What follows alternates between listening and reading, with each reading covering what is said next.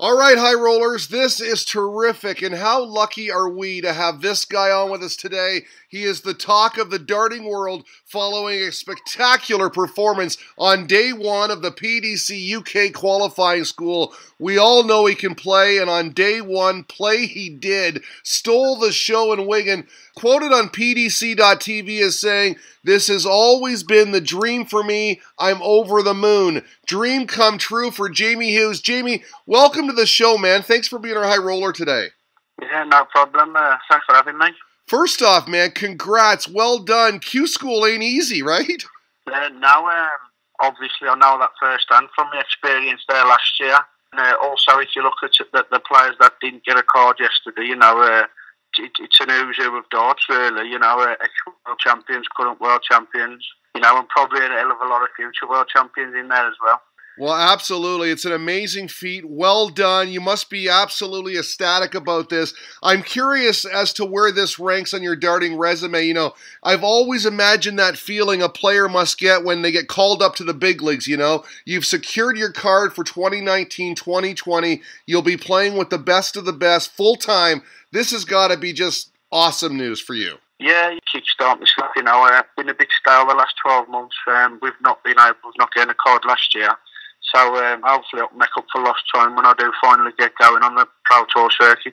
Now, after the tournament ended yesterday, what's the aftermath? It must be haywire, right? Everything going busy, your management team busy, you answering all the social media posts. What's it been like for you?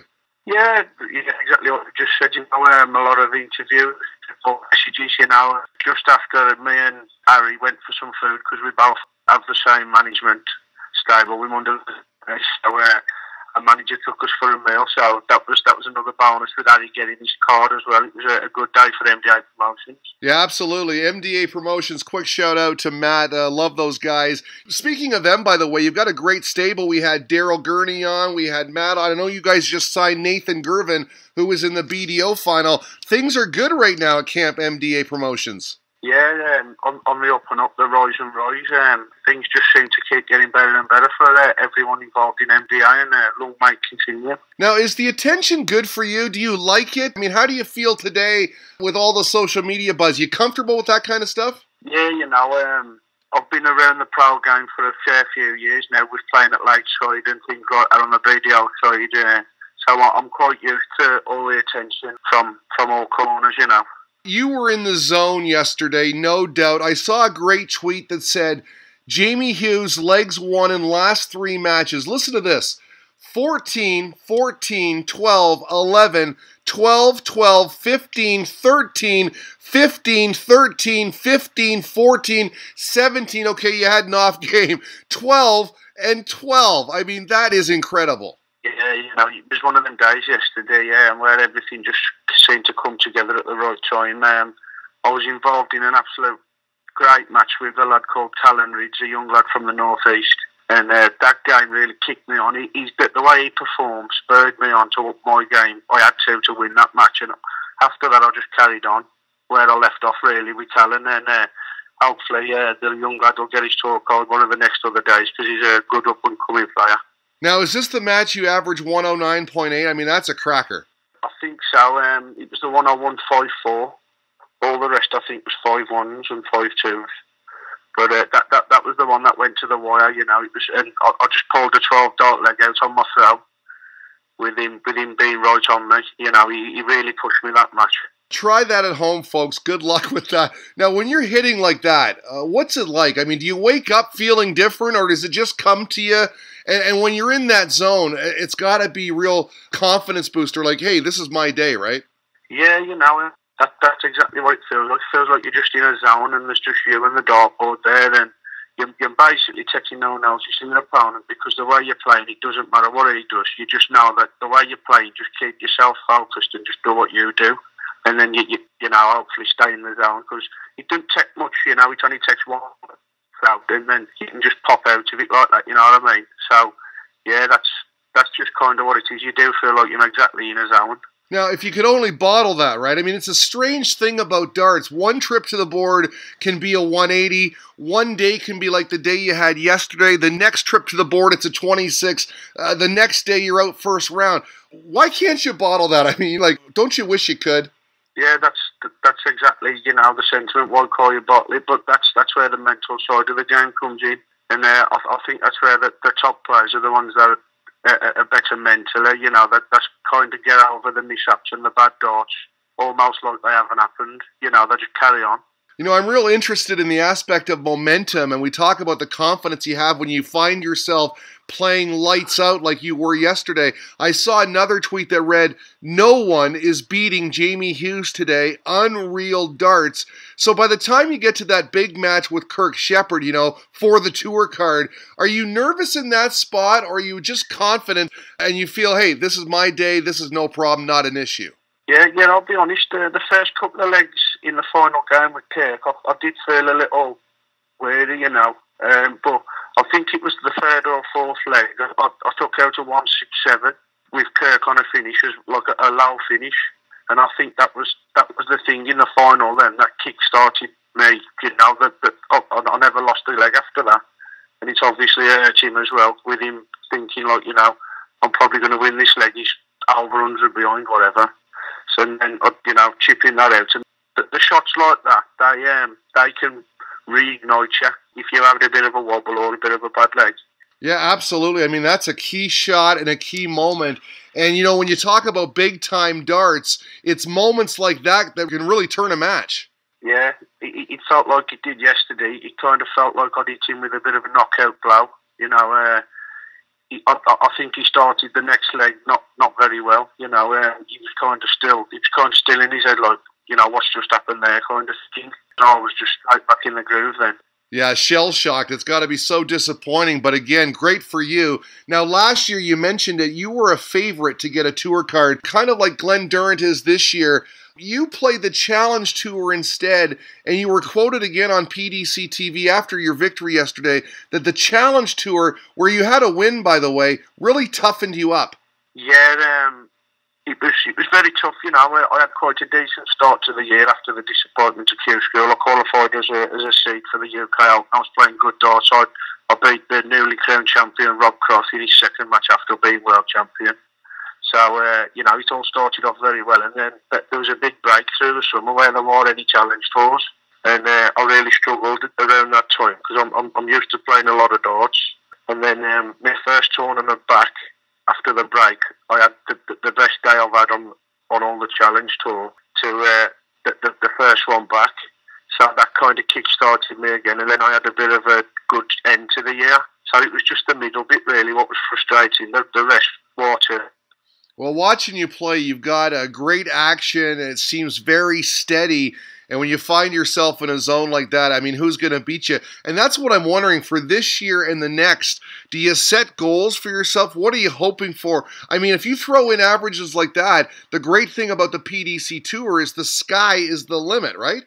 Yeah, I don't really like making predictions or setting targets and goals because, I think that sometimes you can set yourself over unrealistic targets and goals, or play my best game and improve as a dart player. Keep improving, keep hitting higher averages and getting better results, and just keep snowballing like that. And hopefully, in a few years' time, I'll be knocking on the door with the top boys of playing in the top tournaments.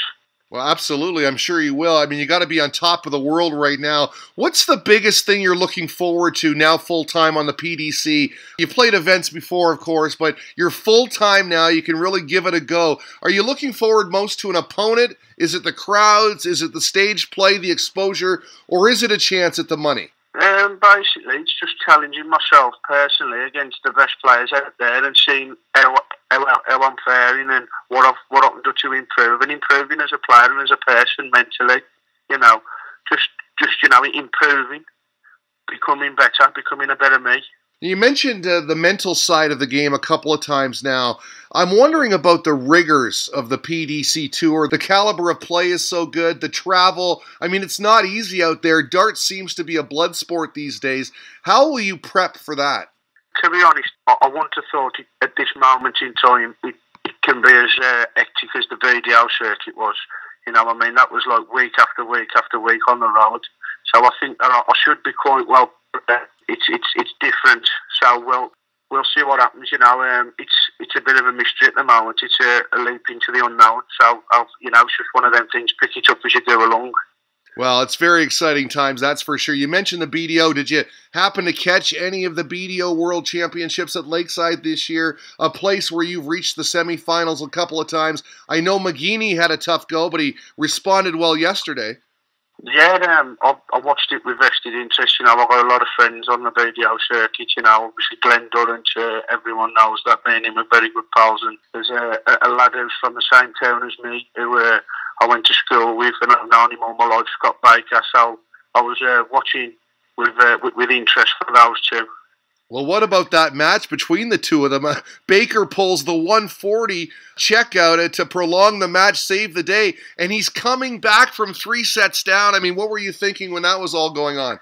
Yeah, you know, I watched it, and I spoke to Glenn about it. He says that the temperature on the stage was so hot, and he kind of felt himself draining a bit. You know, he was a bit drained, and he kind of he said, I thought I was down and out when he got back to 3 each, because, you know, I just felt so drained up there. But as Glenn does, as a true champion does, he found that little extra kick from somewhere and ended up winning the game. But you know, all credit to Scott. It was a great, you know, a lot of players that just threw in the towel, but he didn't. You know, he showed some real good determination to get back in the game. Just an aside now, you mentioned the heat of the stage. Now, you've been on the stage many times. For fans at home that don't have any idea what it's like, I mean, your hands sweat, it slips out sometimes. Is it that tough? Yeah, I have had that in the past at the Lakeside, especially on the semi-finals day when the place is absolutely packed. You know, I have had trouble with sweaty hands. So yeah, I want to say, but when I played against Scott White's there, you know, I wanted to try and get a message back to someone to get me another shirt for in the break, because, you know, it was just drenched and I felt uncomfortable in it. That's basically how it's so uncomfortable. But that's just another thing that you have to overcome. You know, it's the same for the opponent as well. Now, I mentioned Nathan Gervin. Did you happen to catch the 13-year-old Leighton Bennett? I mean, if kids this young are playing this well, what does that mean for you now? I mean, it's scary, isn't it? Yeah, you know, I mean, the way the game is at the moment, it's gearing up a lot towards the younger players. They've got more support than they've ever had, and they're getting more opportunities. But, you know, I suppose that just makes you want to up your game as well to fend them off, you know. Well, I'll tell you what, Jamie, I really appreciate the time. Thanks to Matt at MDA Promotions, at MDA Promotions for setting this up, at Jamie Hughes 180 on Twitter. Congratulations, man. This is a job well done. Lastly, on Q School, I know it's tough. What do you do now? Are you going to go back and watch some? Are you hanging out at home? Is this a break for you? What's the deal now?